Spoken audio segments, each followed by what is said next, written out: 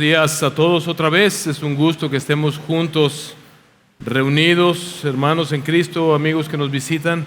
Y vamos a ir directamente a la palabra del Señor. Hoy vamos a recibir de parte del Señor lo que Él quiere hablarnos. En el Evangelio de Marcos, estamos ya muy cercanos a terminar el Evangelio de Marcos. Y este es un pasaje que por más esfuerzo que uno pueda hacer, jamás será suficiente. Pudiera predicar este mismo pasaje tal vez 50 o 100 veces en mi vida y creo que jamás le haría con mis palabras suficiente justicia. Es la crucifixión de nuestro Señor Jesucristo.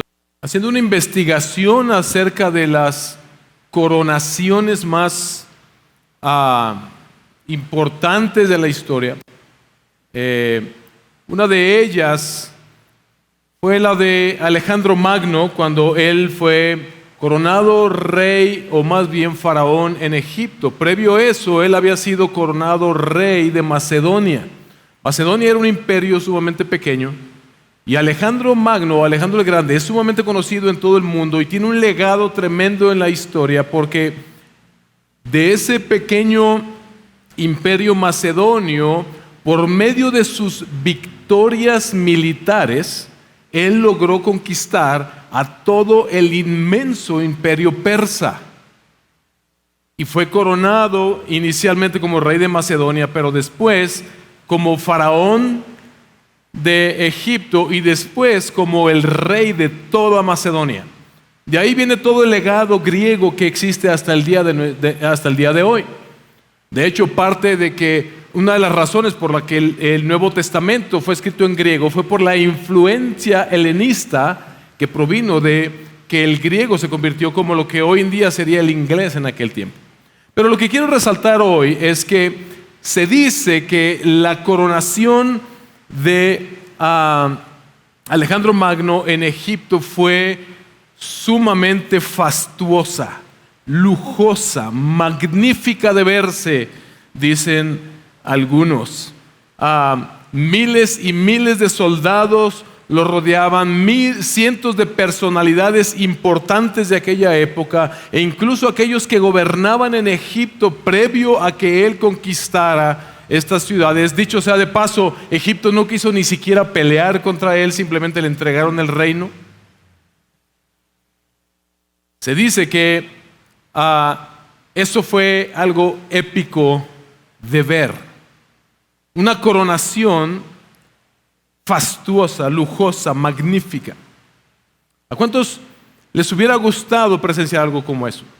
Hasta el día de hoy hay coronaciones, como en Inglaterra, la reina Isabel, y últimamente el rey Juan Carlos. Pero yo quiero preguntarte, ¿cómo se esperaría si así se coronan los reyes de este mundo? ¿Cómo se esperaría que se coronara el Rey de Reyes? ¿Cómo esperarías, con qué dignidad crees tú que debiera coronarse al Rey de Reyes? Conforme vamos a leer en este pasaje, va a ser inevitable notar la cantidad de veces que se menciona a Jesús como el Rey de los judíos. En el versículo 2 vamos a ver, ¿eres tú el Rey de los judíos? En el versículo 9, ¿quieren que les suelte al Rey de los judíos? En el versículo 12, ¿qué haré entonces con el que ustedes llaman el Rey de los judíos? Versículo 18, comenzaron a gritar, salve Rey de los judíos. Versículo 26, la inscripción de la acusación contra él decía, el Rey de los judíos.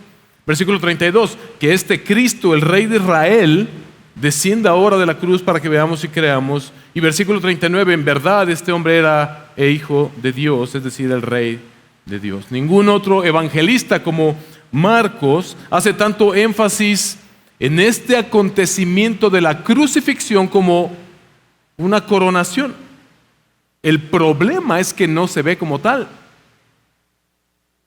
¿Cuál sería tu reacción si hubieras sido, por ejemplo, invitado a la coronación del rey Juan Carlos que se dio el año pasado, que sucedió a la reina Isabel de Inglaterra, pero que lo que sucediera que alguien te hubiera dicho, mira, te vamos a invitar a esta coronación, pero lo que va a suceder es que vamos a enjuiciar injustamente a esta mujer, vamos a hacer burla pública de ella, la vamos a asesinar brutalmente y te invitamos a ser alguien que presencie esto.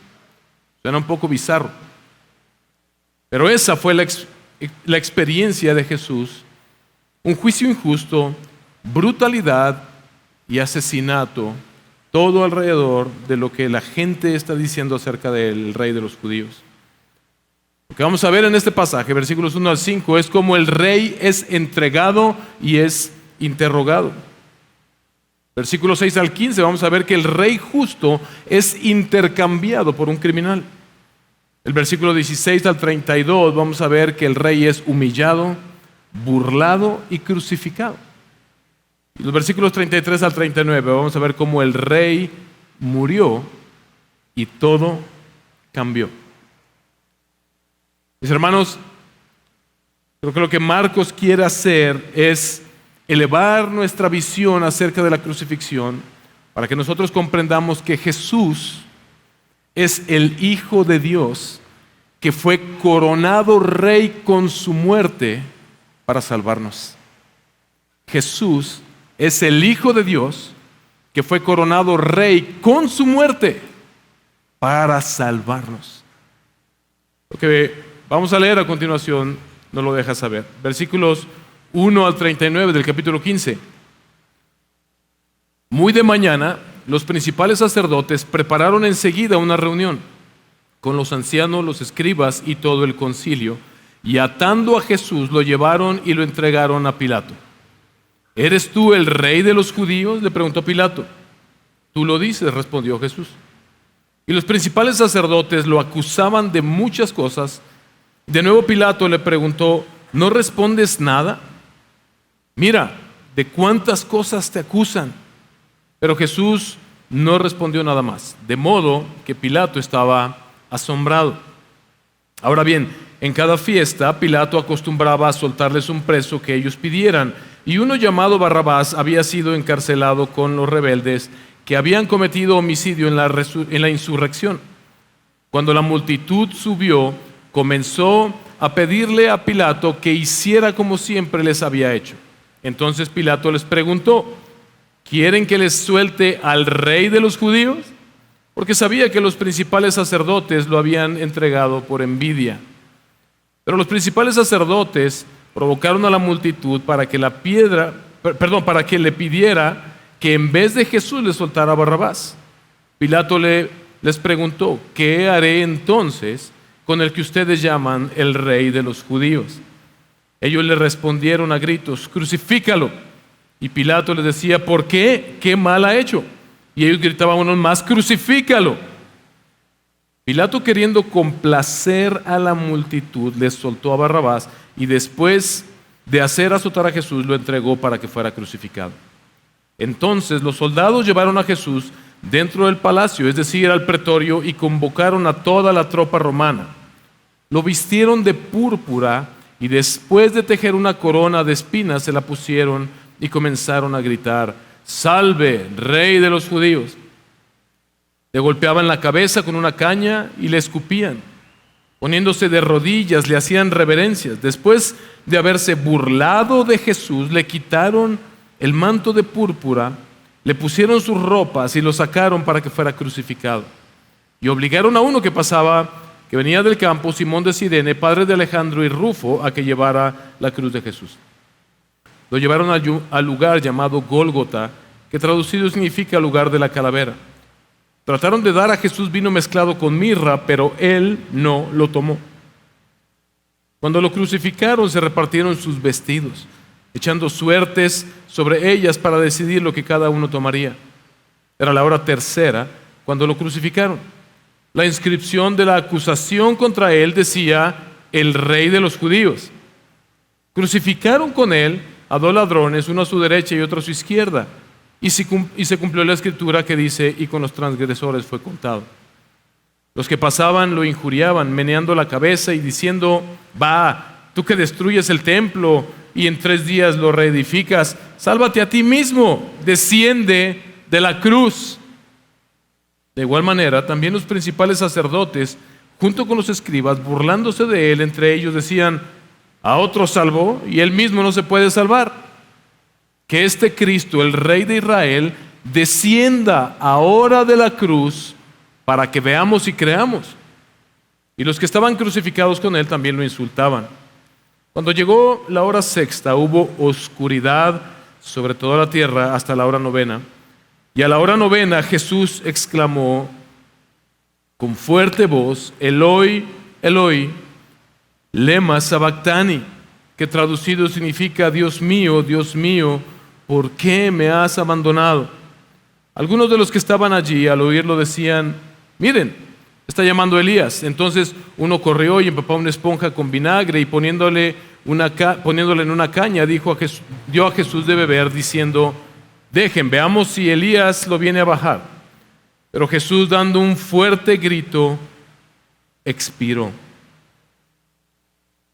Y el velo del templo se rasgó en dos, de arriba a abajo.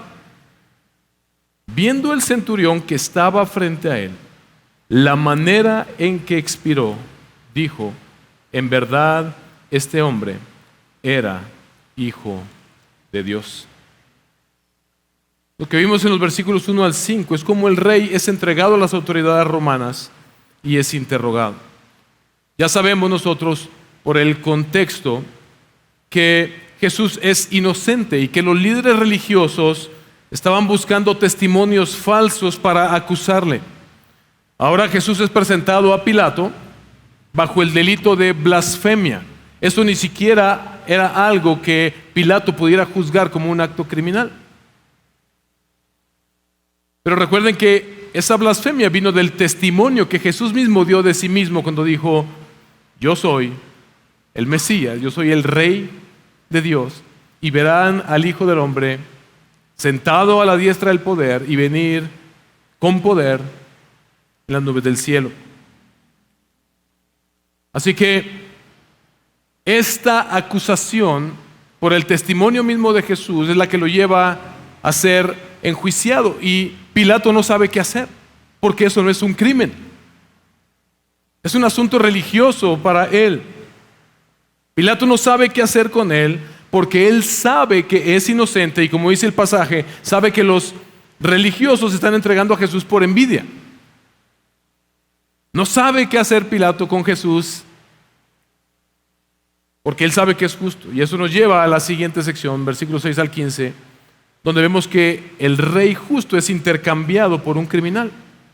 Pilato encontró allí su oportunidad de salir de este problema por medio de este acto magnánimo tradicional en el que les liberaban a un preso siempre en medio de la celebración de la Pascua. Un preso que el pueblo pidiera. Era una manera del gobierno romano congraciarse con el pueblo judío. Él dijo: mira, seguramente van a pedir a Jesús, no les va a quedar de otra. Incluso vemos que él les propone a Barrabás y les propone a Jesús, y se dice de Barrabás que era evidentemente un criminal.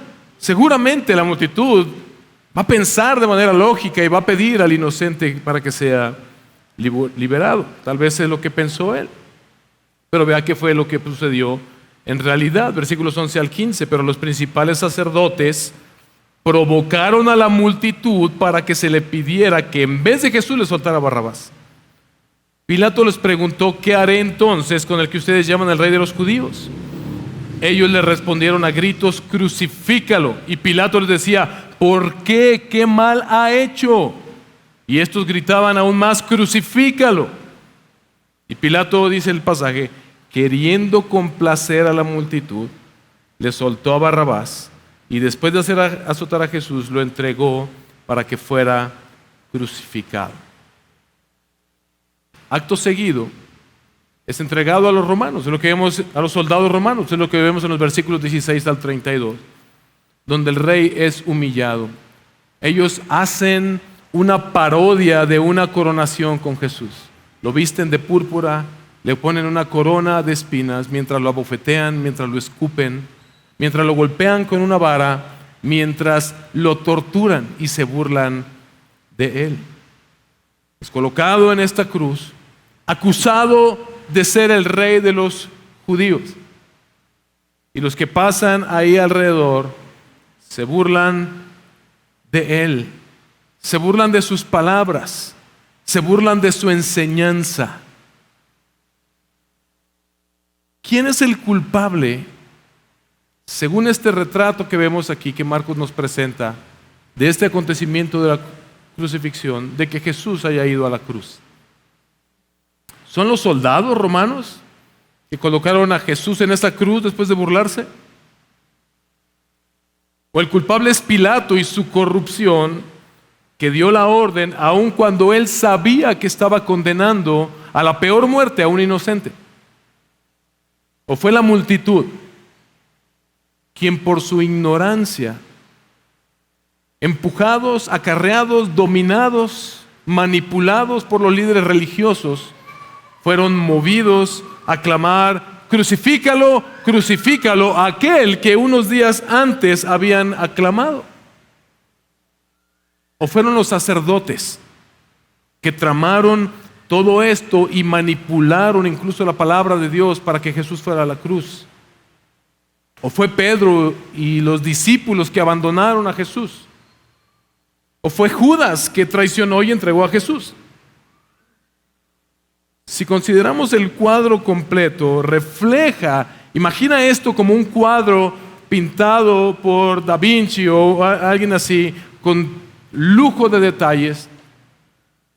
Lo que ese cuadro representa, esto que hemos leído en el capítulo 15, representa perfectamente la razón por la que Jesús se ofreció como sacrificio por la humanidad pecadora, mis hermanos. Era la única manera. Los líderes religiosos querían a Jesús muerto por envidia y por orgullo, porque afectaba sus intereses personales, porque afectaba su reputación de santos, santurrones, que les daba un estatus de superioridad delante de los demás. Afectaba su autoridad, afectaba su poder y su influencia sobre las personas. Pilato, aún reconociendo que Jesús era completamente inocente, en lugar de buscar hacer justicia como debieran hacer los gobernantes, busca su conveniencia personal y cede ante la presión de los líderes religiosos y busca complacer a la multitud de una manera corrupta y cobarde. La multitud, perdida completamente en su ignorancia, dejándose ser manipulados a placer por líderes corruptos, siguiendo a la mayoría, pidieron: suéltanos a un criminal, no queremos a Jesús el justo, aquel que hace unos cuantos días aclamamos como bendito el que viene en el nombre del Señor, bendito el Hijo de David. Hoy queremos que lo crucifiques, aunque sabemos que es inocente. Esto refleja perfectamente la sociedad en la que vivimos, que ha aprendido cada día más a llamar a lo malo bueno y a lo bueno malo. Los soldados estaban simplemente siendo soldados, cumpliendo las órdenes de Pilato, maltratando cruelmente a Jesús, golpeándolo, escupiéndolo, desnudándolo, burlándose de él, crucificándolo tortuosamente como a cualquier otro criminal. Ni lo amaban ni lo odiaban, simplemente no sabían lo que hacían y querían terminar pronto con su deber ese día. Es un cuadro de lo que somos exactamente como humanidad hasta el día de hoy. Y mis hermanos, Jesús fue a esa cruz para rescatarnos de esa condición mortal. Nosotros somos ellos. Nosotros somos los sacerdotes y los escribas. Somos Pilato, somos Barrabás, somos la multitud, somos los soldados, somos los burladores. Escuche lo que dice C.S. Lewis acerca de Jesús y cómo respondemos ante él. Jesús, C.S. Lewis es el autor de las Crónicas de Narnia y otros libros excelentísimos. Es un teólogo que tiene una visión extraordinaria del mundo y de la vida con los lentes del Evangelio. Vea lo que dice: Jesús es un perturbador que nos trasciende. No nos gusta que se entrometa en nuestra vida privada, que exija nuestro homenaje, que requiera nuestra obediencia. ¿Por qué no puede ocuparse de sus propios asuntos?, preguntamos con soberbia, y dejarnos tranquilos a nosotros. A lo cual él responde inmediatamente que somos asunto suyo y que nunca nos va a dejar tranquilos porque nos ama.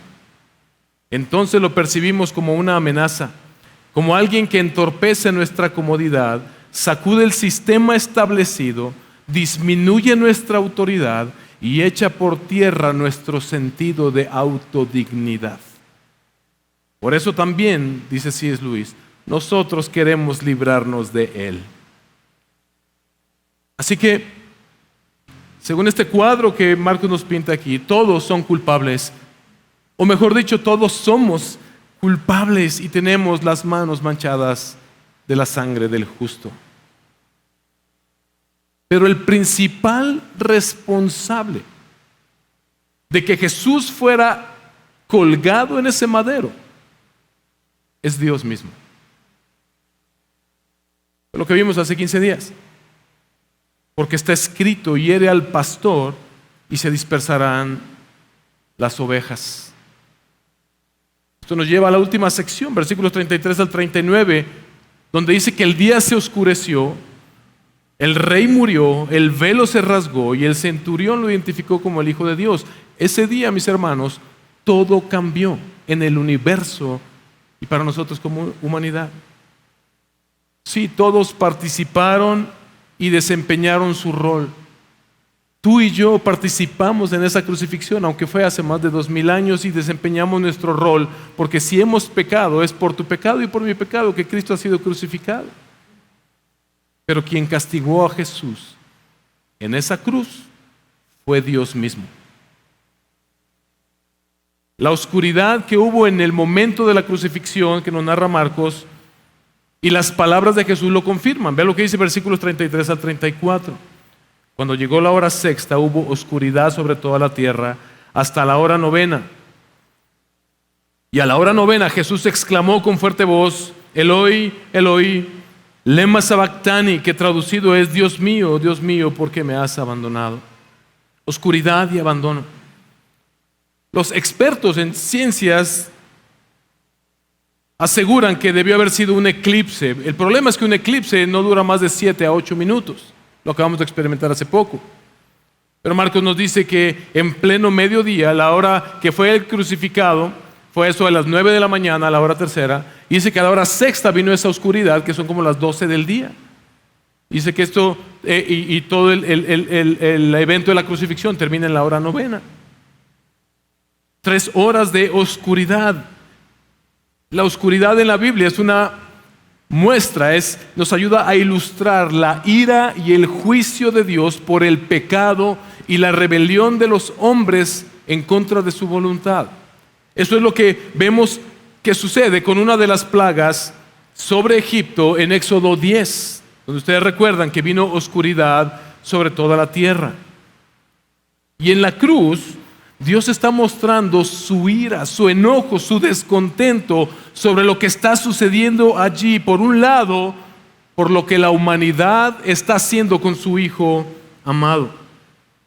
Pero también la oscuridad de la palabra de Dios es la manera en que Dios define la vida de los hombres lejos de Él, en el pecado, en una vida dirigida por el pecado en medio de este mundo corrompido. Este mundo sin Dios vive en oscuridad. Las personas de manera individual y como sociedad viven, si no han recibido el perdón de sus pecados por medio de Cristo Jesús, en oscuridad a causa del pecado, y enfrentarán la oscuridad del juicio de Dios. Esto es lo que este pasaje nos está mostrando. Marcos dice que Dios participó de esta manera. No es que Dios estaba ausente, Dios estaba allí juzgando. Dios rompió el velo, dice Marcos. Mateo lo narra de esta manera y dice que en ese momento la tierra tembló y las piedras se partieron. Entonces sí, todos los participantes humanamente hablando son culpables y están viendo toda la manifestación de la ira de Dios en este momento, pero hay un solo problema ahí, que el único que está sufriendo el castigo por el pecado y la oscuridad por el pecado es Jesús en esa cruz. Es lo que Isaías predijo que sucedería más de 700 años antes. Isaías escribió, Isaías 53, versículos 4 al versículo 9, ciertamente Él llevó nuestras enfermedades y cargó con nuestros dolores. Con todo, nosotros lo tuvimos por azotado, por herido de Dios y afligido, pero Él fue herido por nuestras transgresiones, molido por nuestras iniquidades. El castigo, oye pastor, Dios no castiga, ¿verdad? El castigo por nuestra paz cayó sobre Él y por sus heridas hemos sido sanados. Todos nosotros nos descarriamos como ovejas, nos apartamos cada cual por su camino, pero el Señor hizo que cayera sobre Él la iniquidad de todos nosotros. ¿Por qué? ¿Por qué tuvo que ser así? Y la respuesta ya la había anticipado Jesús, lo vimos hace algunas cuantas semanas, en Marcos 10:45. Porque el Hijo del Hombre, o más literalmente, porque ni aún el Hijo del Hombre vino para ser servido, sino para servir y para dar su vida en rescate por muchos. El Hijo del Hombre en la Biblia, lo vimos la semana pasada, es el título mesiánico de aquel rey que vendría de Dios. El Hijo del Hombre es el Rey de Reyes, el Señor de señores, aquel que fue prometido que vendría y traería no solamente el reino de Dios, sino el juicio de Dios sobre las naciones. El problema es que este Mesías, que los judíos están crucificando y los romanos están crucificando y que todos como humanidad crucificamos, es un Cristo que ninguno de ellos quería ni esperaba, no era lo que ellos deseaban. Ellos querían un libertador terrenal, un gran político, alguien como Alejandro el Magno que viniera y derrotara al imperio romano y estableciera un reinado terrenal donde Jerusalén fuera y todo Israel recuperaran la gloria que en su momento tuvieran.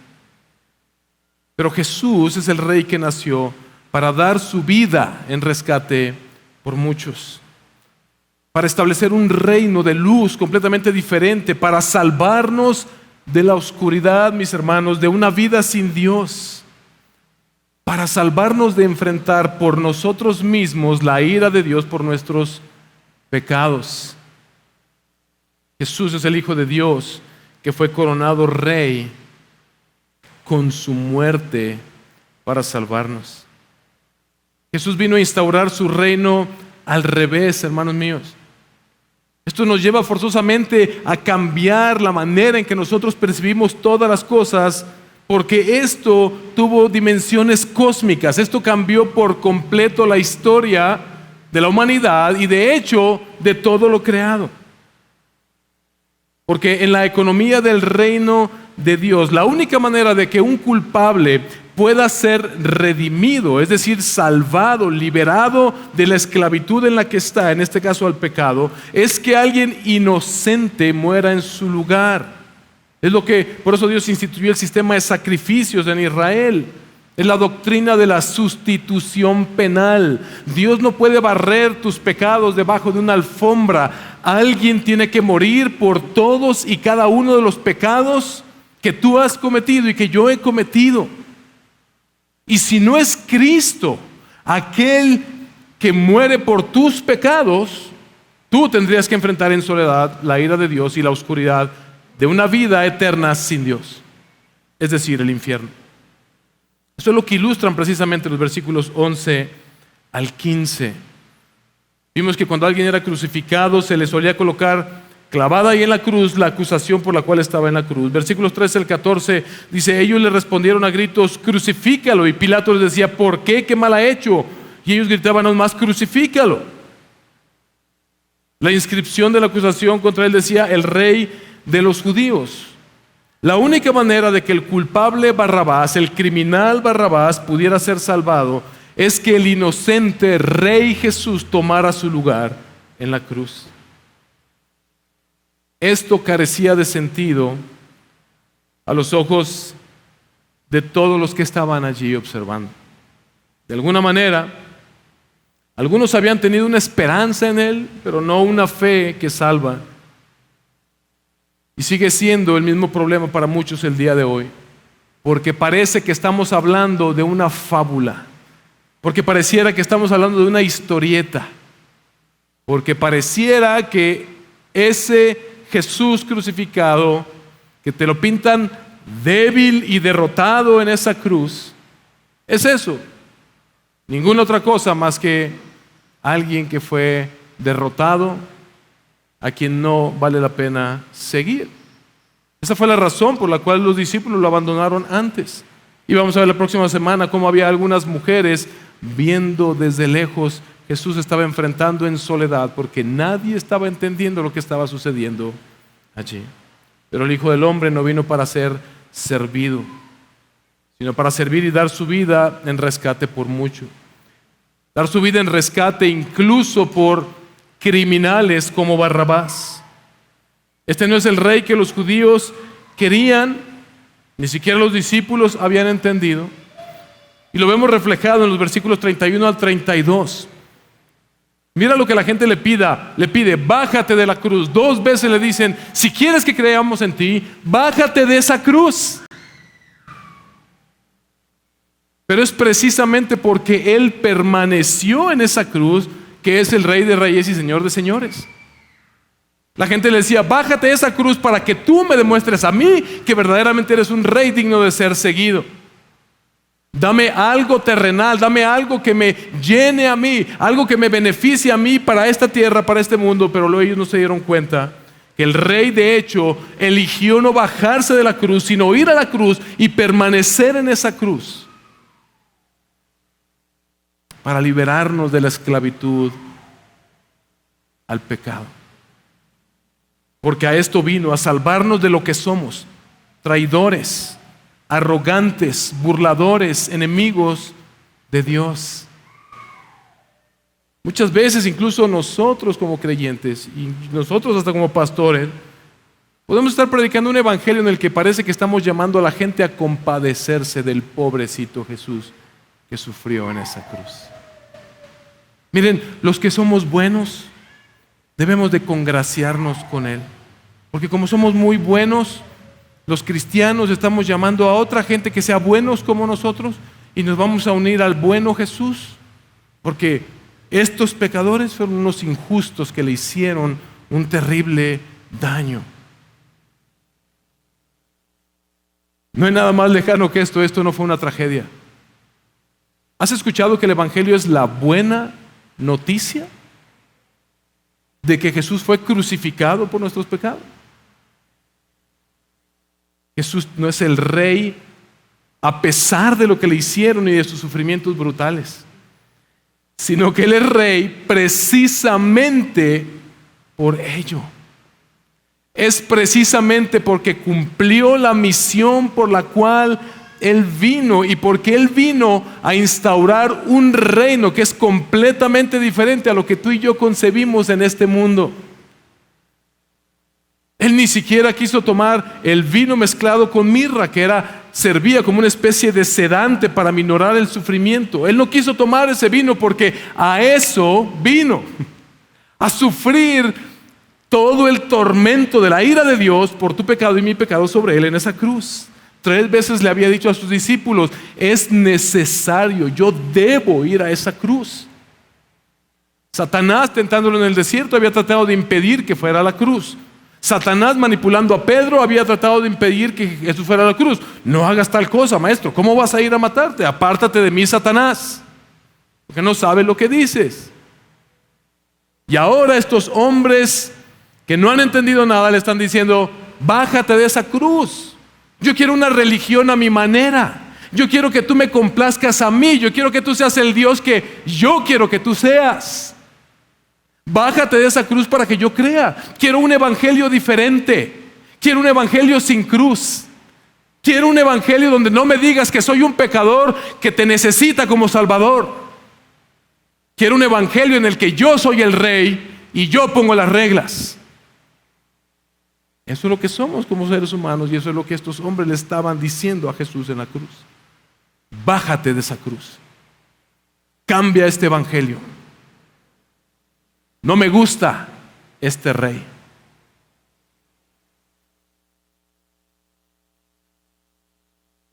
Los reyes tiranos de esta tierra, mis hermanos, se enseñorean de aquellos a quienes gobiernan.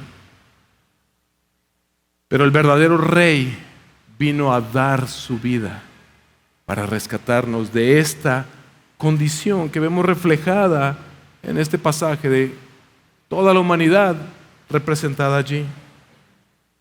El énfasis de Marcos en este pasaje no está en la manera en que Jesús sufrió. No da tantos detalles de cuánta sangre le salió. No da tantos detalles, y no es que no sea importante, pero lo que Marcos quiere que nosotros notemos es cuál era la razón por la que Jesús estaba siendo colgado en ese madero y lo que Él estaba logrando allí. Ve lo que dice Primera de Pedro, capítulo 2, versículo 24.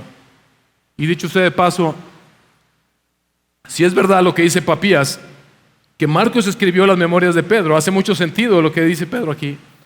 Él mismo llevó nuestros pecados en su cuerpo sobre la cruz, escucha esto, a fin de que muramos al pecado y vivamos a la justicia, porque por sus heridas ustedes han sido sanados. Y más adelante, ahí mismo en 1 de Pedro 3, 18 al 22, porque también Cristo murió por los pecadores una sola vez, el justo por los injustos. ¿Para qué? Para llevarnos a Dios. Muerto en la carne, pero vivificado en el Espíritu. Esto es lo más mesiánico que el rey podía hacer. Este es el acto más mesiánico del rey, y Dios lo confirmó porque dice el pasaje: el velo del templo se rasgó en dos, y dice, nos da el detalle de arriba a abajo, como Dios rascando ese velo, y ese día todo cambió. ¿A qué velo se refiere? Al velo, a esta cortina de tela muy gruesa, muy pesada. Algunos dicen que 30, 40 centímetros tal vez era de espesor, y dice que se rasgó en dos. Era una cortina que separaba el lugar santo del lugar santísimo, y el lugar santísimo es donde habitaba la presencia de Dios. Y había un velo porque eso mostraba que nadie puede estar delante de Dios sin caer muerto. Los sacerdotes tendrían que entrar al lugar santísimo una sola vez al año, habiendo ofrecido previamente, unos momentos antes, sacrificios por sus propios pecados y por el pueblo, y entraban con una reverencia tremenda, entraban con unas campanitas y amarrados de un lazo por si llegaban a caer muertos delante de la presencia del Señor por algún pecado que no hubiera sido expiado, por algún sacrificio que no hubieran ofrecido.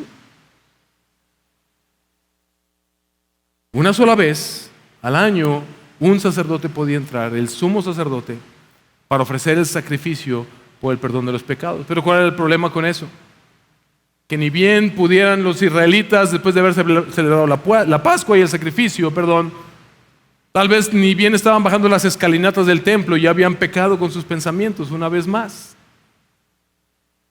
El problema no era el sistema de sacrificios, el problema es el pecado de los hombres. Pero aquí dice que con ese sacrificio perfecto de Jesús en la cruz del Calvario, el velo se rasgó, y con ello fue el fin del sistema de sacrificios y el fin del sacerdocio corrompido, porque el sacrificio perfecto había sido finalmente ofrecido en Cristo Jesús. La barrera que separaba a los hombres de Dios había sido quitada, y un verdadero camino que permite acceso al Padre, directamente a Dios, por medio de la limpieza de los pecados, había sido abierto no para los judíos nada más, sino para todos. Para ti y para mí. Y es sumamente interesante quién parece ser el primero que entra en ese reino, un gentil. O sea, alguien que no es un judío, alguien que no es del pueblo judío. Vean la declaración del centurión en el versículo 39. Viendo el centurión que estaba frente a él, ¿qué fue lo que vio? Mira, la manera en que expiró. Dijo, en verdad, este hombre era hijo de Dios. No sabemos, el texto no nos da detalles de cómo llegó el centurión a esa conclusión, pero dice, al ver la manera en que murió Jesús. Tal vez al considerar todos los acontecimientos juntos, pero indiscutiblemente la muerte de Jesús en esa cruz trastornó la mente de este hombre y su mundo por completo. Es el único en todo el Evangelio de Marcos que ha dicho, en verdad, este es el Hijo de Dios. Algunos han medio creído, algunos han puesto esperanzas en él, pero probado está, todo lo abandonaron porque nadie había entendido esto, y el primero que lo entiende es un gentil. Bendito sea el Padre de nuestro Señor Jesucristo, que nos ha abierto la puerta a ti y a mí, para que nosotros podamos creer en aquel Cristo crucificado. La fe que tuvo el centurión es la que debemos tener tú y yo. Este hombre, este Jesús, verdaderamente es el Hijo de Dios que fue crucificado, es el Rey de Dios que fue coronado con su crucifixión, es el Hijo de Dios que vino a sufrir por mis pecados para salvarme. Así se entra en el reino de Dios. No haciendo buenas obras, porque no hay obras que podamos hacer suficientes. Nadie puede salvarse por ser buena persona, porque no existe tal cosa como buena persona comparados con la santidad de Dios. Yo sé que a algunos que les molesta que se digan cosas como esta, pero si tú y yo llegamos a considerarnos buenos, solamente recuerda cada vez que tengas esa tentación es que Dios no te compara con Hitler. Dios no te compara con un sicario de algún cártel. Dios no te compara con, piensa en el mayor villano de la historia. Dios te compara consigo mismo y con Cristo. Y delante de Él, todos somos pecadores, necesitados de un Salvador. Pero eso es precisamente lo escandaloso del Evangelio. Vimos que Pedro dijo, 1 Pedro 3, 18 al 22, porque también Cristo murió por los pecados. ¿Cuántas veces? Una sola vez. Falso que Cristo es sacrificado cada vez que se celebra un ritual en cualquier iglesia. Falso que Él debe ser crucificado cada vez por tus pecados. Eso simplemente haría menor el sacrificio de Jesús. Sería despreciar aquello que ya Dios hizo una sola vez. ¿Pero para qué? Para llevarnos a Dios. Así se entra en el reino de los cielos, igual que el centurión, mirando a la cruz, mirando al que murió por mis pecados y creyendo verdaderamente Él es el Hijo de Dios. Verdaderamente Él es el Rey de Dios que se crucificó, que se coronó con la crucifixión para salvarme. Por lo tanto, yo puedo y debo rendirme delante de ese Rey. Y puesto que murió por mis pecados, pedirle, arrepentirme de mis pecados, clamar por su perdón y entregarle mi vida al Rey de Reyes y Señor de señores. Hermanos, Jesús es el Hijo de Dios que fue coronado con su muerte para salvarnos. Le preguntaron una vez al pastor Paul Washer, un alumno de una universidad, ¿cómo es posible que el sufrimiento de un solo hombre, colgado en un madero por unas cuantas horas, y su muerte puedan ser suficiente para pagar por la maldad de la humanidad y salvarlos de una eternidad en el infierno? A lo que el pastor Paul Washer respondió, porque ese hombre vale más que todos los demás juntos. Si tomas las montañas, los cerros, los ríos, las nubes, todos los planetas y cada estrella, cada forma de belleza, cada cosa que canta, cada cosa que brilla, y los pones todos juntos en una balanza y pones a Cristo en el otro lado, Él pesa más, Él es más valioso, puesto que es el Hijo de Dios, Él pesa más.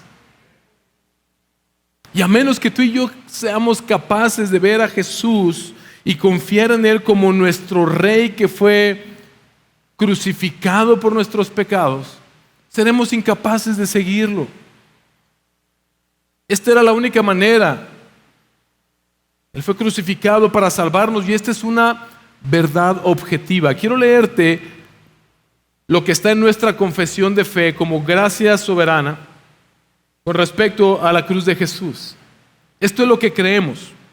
En la cruz, pero piensa en esto, en la cruz, Cristo cargó nuestros pecados, recibió nuestro castigo, propició la ira de Dios que nos era contraria, vindicó la justicia de Dios y compró nuestra redención a fin de que nosotros fuéramos reconciliados con Dios y viviéramos en comunión bendita con Él para siempre. Esto es lo que creemos, pero lo creemos literalmente, es una verdad objetiva. No es una fantasía, no es un sistema de creencias. Dicen por ahí, pues todas las religiones tienen lo suyo, todas las religiones son iguales. No, los cristianos proclamamos que solamente por medio de Jesucristo se puede acceder al Padre. Solamente aquellos cuyos pecados hayan sido perdonados pueden acceder al Padre. Nadie más, bajo ningún otro sistema, bajo ninguna otra religión. Eso es lo que proclamamos. Y eso es lo que ofende al mundo. Porque el mundo no quiere someterse a este rey. El mundo quiere seguir siendo gobernado por sí mismo. Pero mis hermanos, lo que vemos en esa cruz es el verdadero y único acto de amor. Ahí está la verdadera definición del amor. Que un Dios que es justo y que debe castigar el pecado precisamente porque es justo, nos amó tanto. Romanos 5:8. Mas Dios muestra su amor. ¿Tú quieres conocer, experimentar el amor de Dios? ¿Cuántos quisieran experimentar así, sentir verdaderamente el amor de Dios? Lee Romanos 5:8.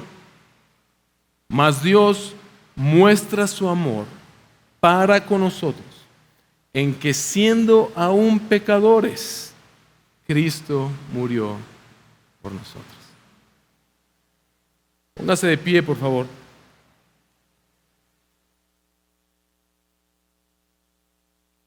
Jesús es el Hijo de Dios que fue coronado rey con su muerte para salvarnos. Y así como Pilato, todo hombre y mujer que ha pisado esta tierra y que está naciendo en este momento y hasta el día en que Jesús regrese, toda persona debe responder a la pregunta de Pilato: ¿qué haré entonces con este que llaman el rey de los judíos? ¿Lo reconoces como rey y te rindes humillando tu ser para recibir el gran amor del Rey de Gloria que murió por tus pecados, arrepintiéndote de tus pecados, entregándote y confiando en Él para ser reconciliado con Dios? Es la primera opción. Y la otra opción es: lo rechazas, lo niegas, lo traicionas, te burlas de Él, lo escupes, para entonces enfrentar la tormentosa oscuridad de una vida sin Dios por la eternidad.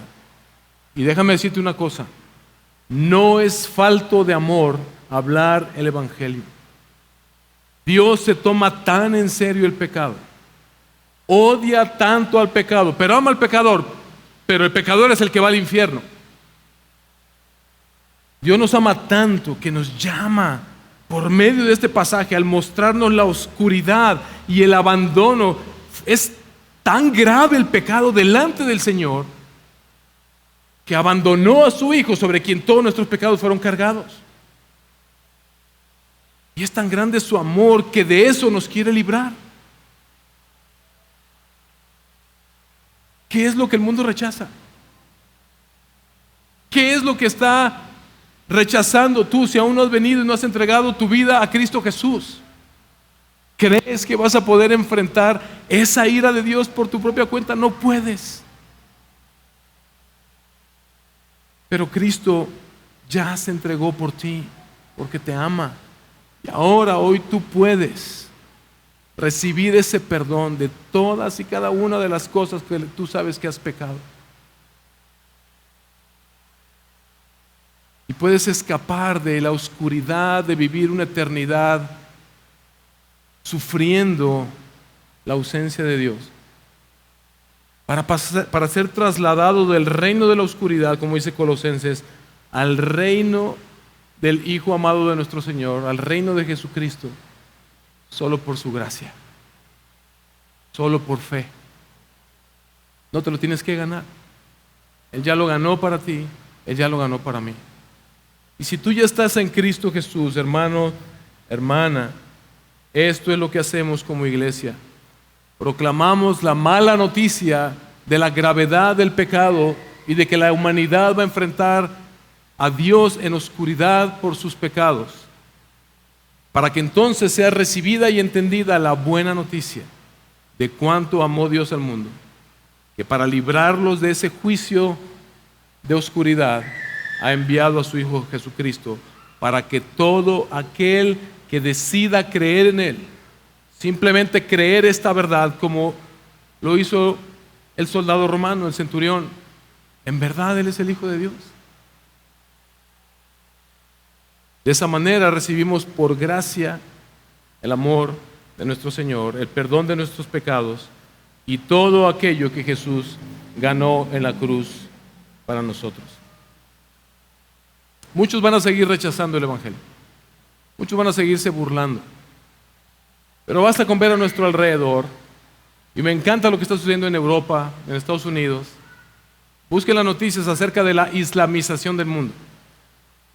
Busquen cómo masivamente muchas personas están convirtiéndose al Islam por la presión de los musulmanes que están ejerciendo en todo el mundo. Les doy unos cuantos años para que eso suceda aquí en México y para que ellos traten de imponer esta religión, etc. ¿Por qué digo todo esto? Porque solamente aquellos que estemos firmes en esta verdad podremos mantenernos en esta verdad. Pero también aquellos que hemos recibido este perdón ya al reconocer a Jesús como el Rey de nuestras vidas, tenemos un trabajo que hacer, mis hermanos, proclamar este Evangelio. Las personas pueden ser reconciliadas con Dios. Las personas pueden ser restauradas a Dios. 2 Corintios capítulo 5 versículo 20, por tanto somos embajadores, eso es lo que somos como creyentes.